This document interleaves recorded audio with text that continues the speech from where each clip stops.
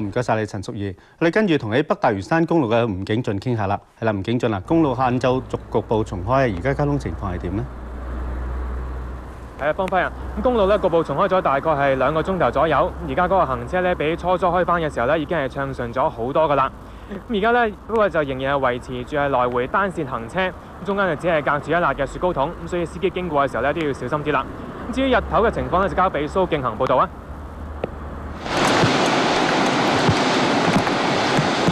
影灣園對開一段北大嶼山公路，來回6條線俾泥水浸晒。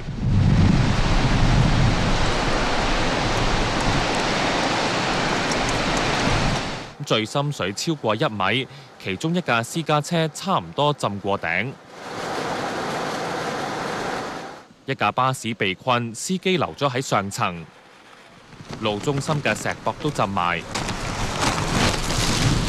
喺旁邊嘅長東路有巴士陷入泥濘。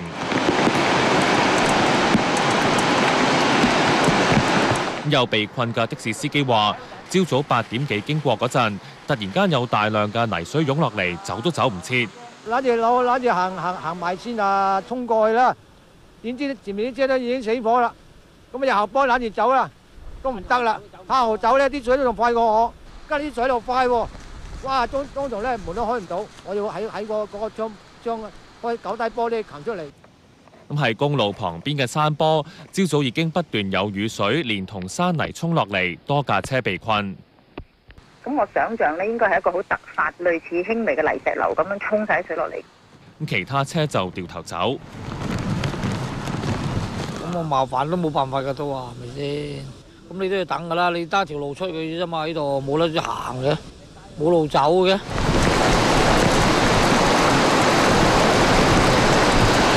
大嶼山北亦都錄得超過400毫米雨量，雨水沿去水渠湧向東涌。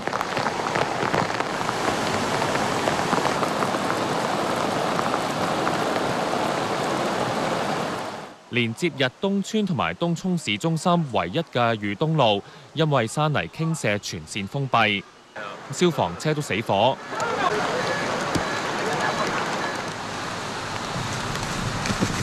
當局下晝出動鏟泥車清理北大嶼山公路嘅泥石，泥水慢慢咁流走，一車黃泥水，的士司機點算損失？啲水又嚟到呢個位啊！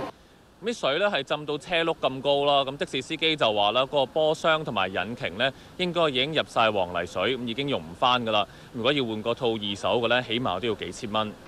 巴士司機就緊守崗位。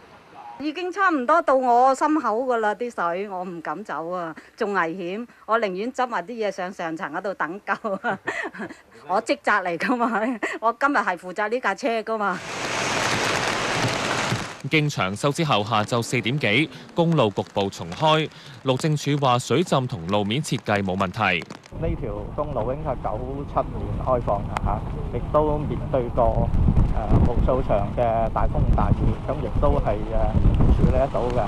咁今日咧就因為一啲原因啦嚇，可能就係有山泥傾瀉啦，而引致有好多沙石就入咗條排水渠啦。路政署話會為呢一段路做詳細嘅評估。無線電視記者蘇敬恒報導。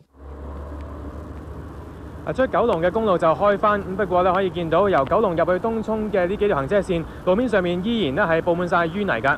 咁當局就期望咧今晚可以完成清理，可以重開返所有嘅行車線。喺度嘅報道暫時係咁多，將時間交翻俾新聞部。唔該晒吳景俊。